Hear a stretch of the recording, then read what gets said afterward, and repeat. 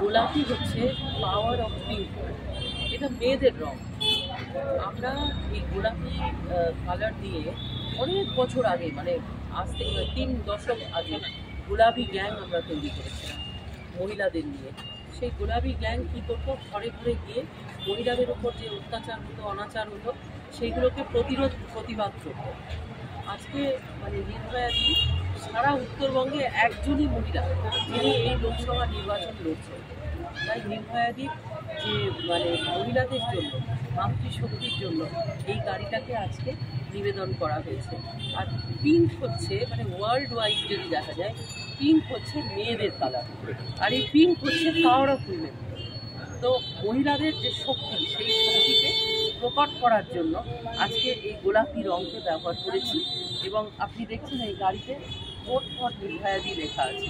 এবং এই গাড়ি আমরা একটা টার্গেট ফর্মে চালাবো। আমাদের এই যে প্রচার অভিযান, সেই প্রচার অভিযানে এই গাড়ির মতো অনেক কটা গাড়ি থাকবে, যেটা আমার কনভয়ের সঙ্গে চলবে। এবং মূল উদ্দেশ্য হচ্ছে মাতৃশক্তির জন্য এটা করা, এবং মাতৃশক্তির জন্য মানে এটা একটা প্রতীকী কার্যক্রম। বলছি, দক্ষিণ মালদা লোকসভা কেন্দ্রের মহিলাদের কি বলবেন, কি বার্তা দেবেন? নির্ভয়ে চলুন, নির্ভয়ে কথা বলুন। আমাদের পশ্চিমবাংলায় তথা মালদাতেও মহিলাদের কিন্তু নির্ভয়ে চলার জন্য কোনো স্কোপ নেই।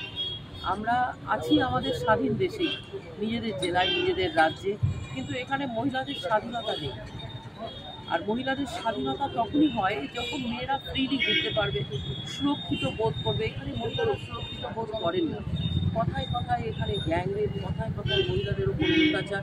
সেদিনকে একটি মহিলার মাথা কেটে ফেলে দেওয়া হলো। আমার ইংরেজ বাজারে, আমার নিজের এলাকাতে, নিজের পাড়াতে একটি ছোট্ট মেয়েকে স্কুল পড়ুয়া, তাকে কীভাবে হত্যা করা হলো আমরা সব দেখেছি। তো মহিলাদের এরপর যে এই অত্যাচার অনাচার, সেটা বন্ধ হোক, এটা সবসময়ই আমরা চেয়েছি। এবং সারা জীবন ধরে মহিলা সশক্তিকরণের উপরে আন্দোলন চালিয়ে এসেছি। আমাদের সৌভাগ্য যে মাননীয় মোদিজি মানে দীর্ঘদিনের আমাদের আন্দোলনের যে ফ্রুট, সেটা এইবার আমরা দেখতে পেলাম। নারী শক্তি অধিনিয়ম যেটা হয়েছে, মানে অ্যাসেম্বলিতে এবং পার্লামেন্টে রিজার্ভেশন থাকবে মহিলাদের জন্য 33%। আগামী দিনে আমরা সেটা 50% করার চেষ্টা করব। এবং এই যে একটা বিরাট স্টেপ মোদিজি নিলেন, সেটার জন্য আমি খুবই আপ্লুত এবং আনন্দিত।